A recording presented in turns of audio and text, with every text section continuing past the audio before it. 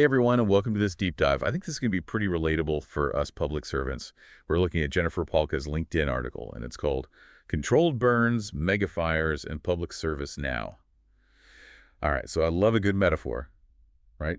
And Pahlka compares government reform to, you ready for this, forest fire management? Yeah, it really is a striking comparison. It gets at something a lot of people in public service are feeling right now. It's like we're always up against these roadblocks, bureaucracy, not enough resources, and a system that feels like it just doesn't want to change. In fact, Palka quotes someone who said, "It feels like carving Mount Rushmore with a teaspoon."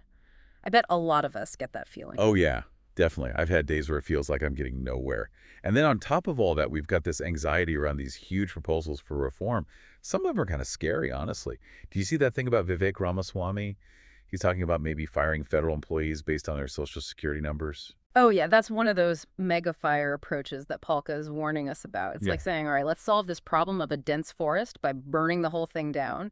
Sure, maybe you get rid of some dead wood, but you're also going to cause a ton of damage. Right. So let's get back to that controlled burn idea for a sec. Yeah. Palka talks about how we've been suppressing forest fires for decades. And that's actually made things worse. Now we've got these huge, uncontrollable megafires Yeah. because of all the fuel that's built up. She's saying maybe trying to keep things the same in government is doing something similar. We might think we're protecting the system, but we could actually be making it weaker, more vulnerable to those drastic changes down the road. Yeah, exactly. It's like we're so focused on putting out any little fire that we're not seeing the big picture. What is, instead of clinging to these old procedures and regulations, we found ways to strategically get rid of the underbrush, make the system more adaptable.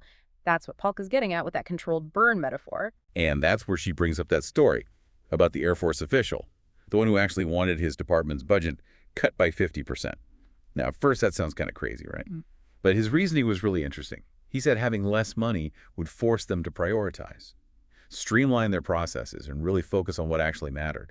He saw it as a way to make things better, to be forced to innovate because they had to. It's a really thought-provoking idea, isn't it? We always think more resources means better results, but sometimes having limits can actually lead to real innovation. This Air Force guy was ready to use those limits to make his organization more efficient and effective. It's like how this works for us in public service. We're always being asked to do more with less. It feels like an uphill battle sometimes. But what if we looked at those limits as chances to innovate?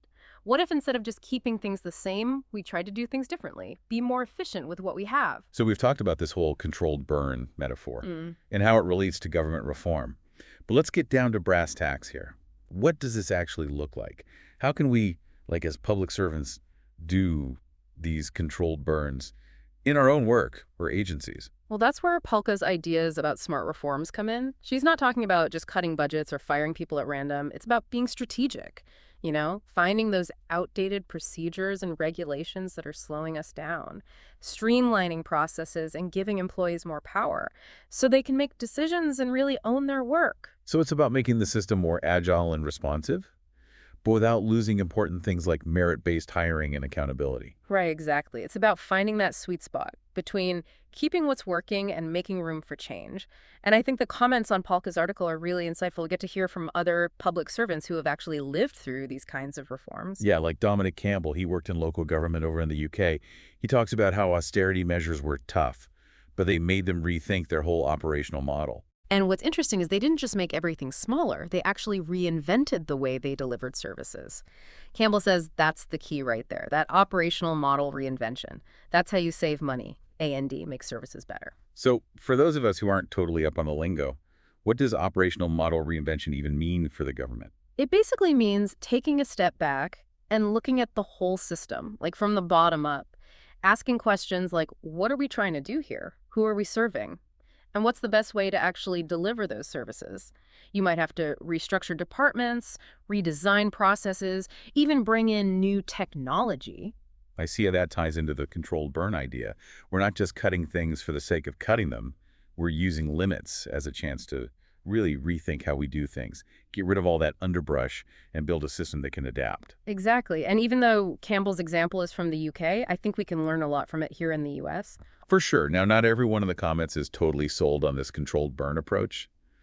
Some people are worried about unintended consequences, like what if we end up cutting essential services or making employees feel discouraged? That's a valid concern, and I think it shows why we need to plan carefully. These controlled burns have to be strategic and well thought out. It's about finding those areas where we can streamline without sacrificing quality. So it's not about being reckless or disruptive just for the fun of it. It's about being thoughtful about the changes we make. Exactly, and realizing that change can be uncomfortable, but sometimes it's what we need to grow. Especially if we want to be really responsive to the people we serve. Yeah, that's the whole point. Our job as public servants is to make a difference in people's lives. And sometimes a little bit of controlled disruption is the best way to do that. Feels like we're at a crossroads here. We can either stick with the old ways and risk getting wiped out by those megafire changes, or we can be the ones to shape the future of public service. I think that's a powerful message for anyone who cares about serving the public. This isn't just some abstract theory or bureaucratic mumbo-jumbo. This is about our power to actually make a difference in people's lives. Exactly. We need to make sure our government is as effective and responsive as it can be, so we can really meet the needs of our communities. And that's why I think it's important to really think about what we've talked about today and ask ourselves, what can I do? What one thing could you change in your own work or agency that would be like that controlled burn? Clear out those obstacles and make room for something new to grow. That's a tough question, but I think it's one every public servant should be asking, because we all have the power to make change, to help create a government that actually works. So let's take that forest fire metaphor seriously. Let's start thinking about how we can create positive change, one controlled burn at a time. Because even small changes can make a big difference. Especially if we're thoughtful and strategic about it, it can lead to real improvements in how we serve the public. And that's what it's all about, right? Making a difference in the lives of the people we serve. Thanks for joining us for this deep dive, everyone. We hope it's giving you some new ideas to chew on and inspired you to think about how you can help create a government that's more effective and responsive.